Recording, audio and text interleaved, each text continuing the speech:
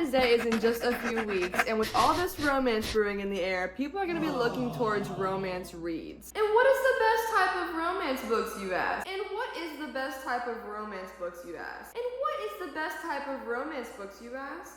Enemies to lovers, enemies to lovers, enemies to lovers, enemies to lovers, and you cannot change my mind on this. I have a plethora of enemies to lovers romance books for you today, ranging from vanilla, your 12-year-old cousin can read this, to get your Kindle out so people don't know the screwed up stuff you're reading. I got some standalones, I got some series, ranging from no spice to extra hot. So with that being said, grab your coffee and let's get into it. Start out extremely vanilla with Better Than the Movies by Lynn Painter. I have talked about this book on my channel before, but it's such a good one. This book follows our main character, hopeless romantic Liz Boxbum, who desperately wants to take her first crush ever, Michael, to prom. I'm literally not sure how I missed that. The only problem is that her and Michael have no classes together, and so since they don't have any classes together, it's really hard for her to get him to notice her and therefore ask her to prom. So Liz is walking down the school halls one day and sees none other than her enemy neighbor, Wes Bennett, talking to who? Michael. And Michael is inviting Wes to this party that they're going to have later that evening. Upon seeing this interaction, Liz has a light bulb moment and she's like, what if I just make a deal with Wes and I use him to get into this party and therefore Michael will notice me and then take me to prom. She proposes this fake friend idea to Wes and he agrees. He's her wingman throughout this whole thing and tries to get Michael to notice her and ask her to prom. But while Wes is doing all this wingmanning, she realizes that Wes maybe isn't so bad. So again, obviously this is enemies to lovers. This is contemporary YA romance. And I guess you could kind of classify it as a little bit of a comedy romance as well. I love Lynn Painter. I was smiling goofy throughout this entire thing. It is so cute, so good. The enemies to lovers is really given. If you're wanting something that has no spice but still gives you all those butterflies of the enemies to lovers trope, this is the book for you. So next up on our list is actually a series. It is the Once Upon a Broken Heart trilogy. This book is following our main character, Evangeline Fox, who finds out that the love of her life is getting married to someone else. In a haste of her emotions, she runs to the church of the Prince of Hearts to pray to him and ask him to stop the wedding. He agrees, but on the condition that she will give him 3 kisses of his choosing at any time. So after the first kiss, she realizes that she didn't make the bargain that she thought she did, and that the Prince of Hearts has much bigger plans for her, and that these plans are either going to end up in the greatest happily ever after or the most extravagant tragedy ever. Tragedy. Am I saying that right? How to say tragedy? Tragedy. Okay, yeah, tragedy. Tragedy. Anyways, this is an enemies to lovers, YA romance, fantasy, extremely slow burn. I actually don't have the physical copies because I do have the hardbacks of the UK version coming in, and I don't hate the American copies, but the UK copies are, I paid way too much for them. They're so cute. I'll insert a picture of what they look like. Anyways, like I said, they are fantasy, but it is still YA, so it's not one of those fantasies that you have to like laser focus to get into the world, you know? So don't worry about that. If you're wanting a cute, fun read, this is the one. Okie dokie. Ugh. Gosh dang, gotta get situated.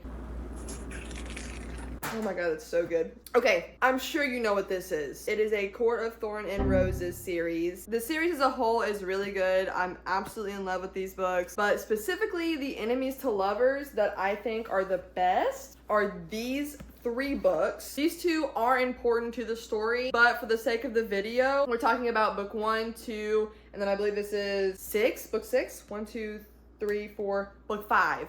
Book 6 is coming out, I believe, this year, next year maybe. Anyways, these first 2 books are bomb diggity enemies to lovers. They're following main character Feyre. This last book is following Feyre's sister and another guy. I don't want to say anything about this last book though, besides it's part of this series, and it is an excellent enemies to lovers, extremely spicy, because if I told you what this one was about, it would kind of spoil this first part. So we're just gonna go over these two. So this is the first book in the series. It is A Court of Thorns and Roses by Sarah J. Maas. This follows our main character, Feyre, who is an extremely poor girl who has to hunt for her family in order for them to survive. One day, while on the hunt, she is out and about to kill this deer, and she sees this ginormous wolf, and this wolf is about to kill and take her deer, and so she freaks out, and while he has the deer in his mouth, she shoots him and kills him. So she ends up skinning this wolf hide, leaves the wolf there to die, takes the deer back to her family. All is well and good. And they're all eating around the dinner table one night, and then BAM! There's this big scary beast that comes in,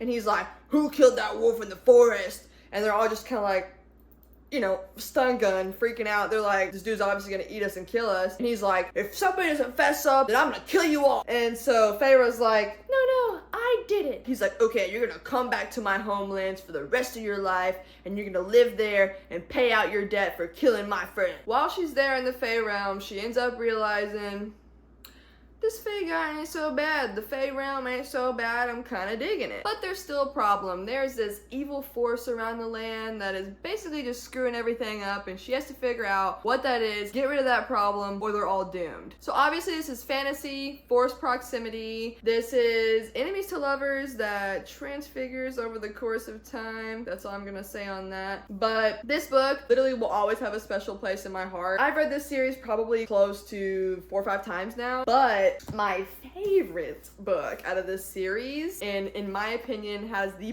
best enemies to lovers plot, is this book. I really can't tell you anything about this book because it's gonna spoil a ton, but just know what I said about this book, the enemies to lovers that transfigures over time, the transfiguration happens in here. And this book is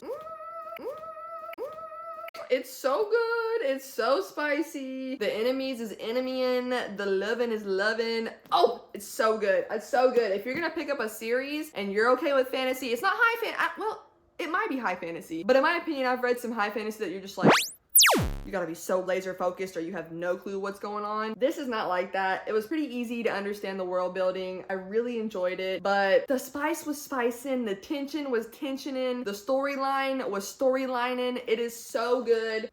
This book is the turkey at Thanksgiving, and then this book is the green bean casserole. Yeah, and if you say the green bean casserole is not the best, then you obviously don't know Thanksgiving. That's that. Highly recommend those. They're amazing.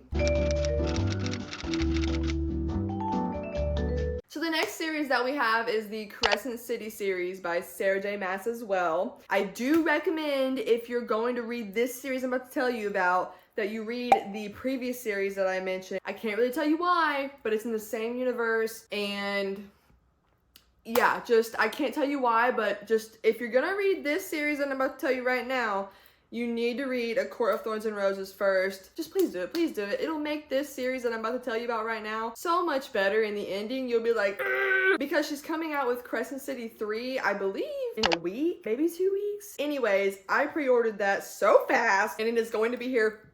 It is going to be here so soon, and I am so excited because book 2 left us on this cliffhanger that if you like the series of A Court of Thorns and Roses, you're gonna be like, anyways, before I keep ranting about this series, let me go ahead and tell you what it's about. So this follows our main character, half human, half fae, Bryce Quinlan, who is a carefree party girl whose world comes crashing down one day whenever she comes home and finds out that all of her friends have been murdered. After about a year or so, maybe 2 years, the accused murderer has been locked up, but the murders start again. So whenever these killings start back up, Bryce finds herself basically leading the new investigation and is trying to find the real killer and avenge her friends' deaths. In this investigation, Bryce finds herself having to work with enslaved fallen angel Hunt Athalar. Hunt is currently having to work for the governor, trying to earn his freedom as basically a hitman for the governor. So the governor's like, go kill this guy, and that's how he's earning his freedom. Hunt has like so many people he has to kill before he's free and doesn't have to work under the governor anymore. So with this killer still out on the loose and wreaking havoc on the city. It's making the governor look bad. And so the governor's like, Hunt, if you'll help Bryce find the actual killer and stop these murders, then you can have your freedom. He had like, I believe it was like something crazy, like 10,000, maybe I'm being a little dramatic. Maybe it was a few hundred murders, I'm not sure, but he had to kill quite a few people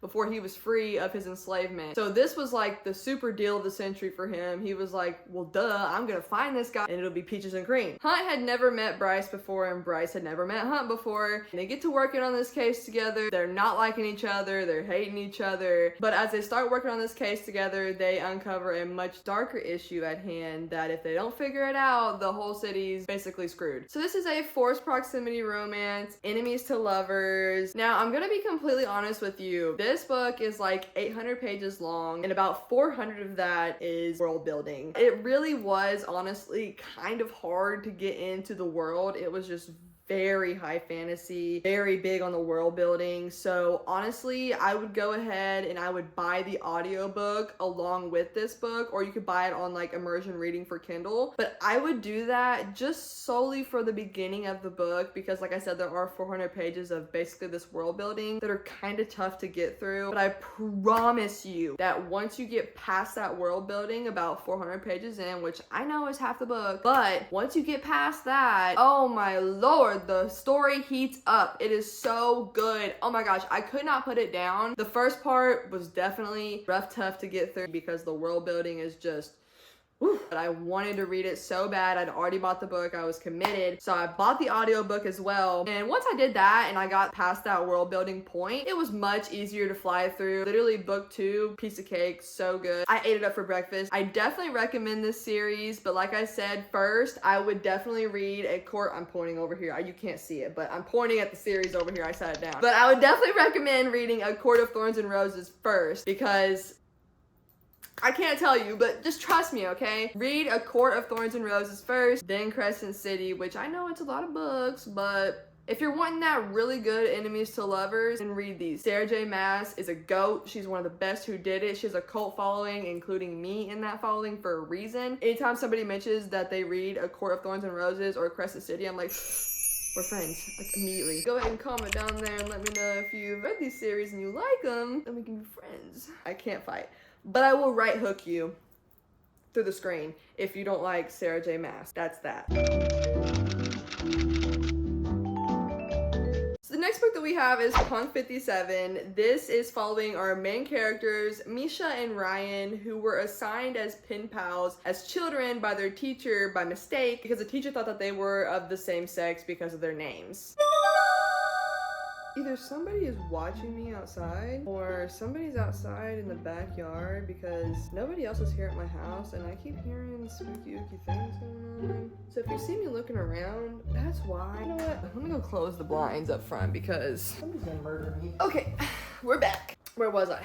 Yes, okay. So after finding out that they were of opposite sex, they soon started to just playfully joke between each other in their letters. They're forming these bonds, learning a lot more about each other. And this goes on for 7 years. They can talk about anything except they have one rule. It's no social media, no meeting in person, no phone calls, because they don't want to ruin it. Until one day, Misha accidentally meets Ryan and ends up hating her because he realizes that she is nothing how she made herself out to be in her letters. Now, Ryan doesn't know that she met Misha because whenever they met, Misha didn't introduce himself, I believe, or maybe he just didn't say his name, or maybe he said a different name. Either way, Ryan doesn't know who Misha is. So one day, whenever these letters stop coming in from Misha and doesn't know what happened, she's obviously heartbroken. Now, Misha actually ends up having to attend Ryan's school and basically just starts bullying her, just making her life miserable. So she's got this new guy who shows up at her school, picking on her, giving her a hard time, and she's like, what is going on? My best friend Misha has stopped writing to me. Now there's this new guy who's a bully and I just hate my life. And she basically just starts acting out and stuff. That's all I'm gonna say about that. This is again enemies to lovers. Well, I guess you could say it was friends to enemies to lovers. I definitely recommend it if you're liking more of a spicier read that's not high fantasy. But if you're wanting a standalone, no fantasy, contemporary romance, and you like bully romances, I recommend this one. Now, I know some people hate Penelope Douglas because of Credence, which I don't like Credence personally. I think it was ultra ick, unpopular opinion. But you can't hate Penelope Douglas just because she wrote Credence, because this is a really, really good book. The Enemies to Lovers is enemies to lover in. Highly recommend. So the next book that we have is also a standalone. This one is Hooked. Now this is a modern day retelling of Peter Pan, except there is no really magical element in there. They are all mafia drug lord bosses, and the drugs are pixie dust. This is following main character Wendy Michaels, who is drug lord Peter Michaels' daughter, and James Hook, who is rival drug lord to Peter Michaels. Now Hook is the owner of a very popular nightclub, and one day his bouncers come to him and say there are some underage girls trying to get in here and they're having problems with them. Well, when Hook pulls up the surveillance cameras to see what's going on, he sees none other than Wendy Michaels. So he's like, let her in, and he has this great brilliant plan that he's going to basically try to pursue her to get revenge on Peter. So he lets Wendy into the nightclub and it just goes from there. Now this is a dark romance, fractured fairy tale, enemies to lovers. I absolutely loved it. Honestly, props to the author. I would have never in a million years came up with this storyline, but I loved it. The enemies to lovers was giving. I would check the trigger warnings on this because, like I said, it is a dark romance, and a lot of the times those can have some triggers in them. So check the trigger warnings, but I loved Hook. If you're wanting an adult, spicy, really intense, enemies to lovers, you like mafia romance, this is the book.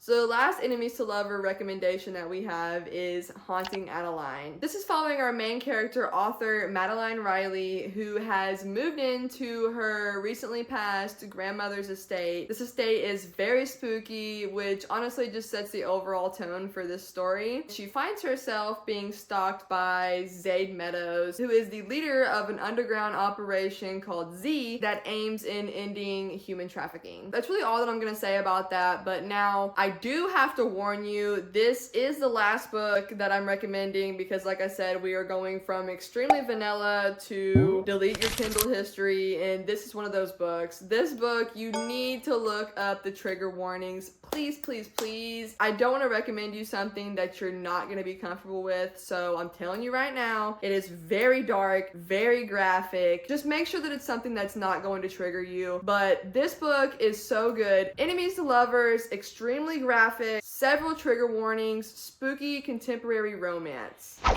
that's all that I have for you guys today. I hope that this fulfills your enemies to lovers fantasy that you were hoping for. I tried to put a little bit of something for everybody in there, so I hope that in these books you can find something for you. Again, as always, thank you so much for your support. It means the world. If you like this video, consider liking and subscribing. Until next time.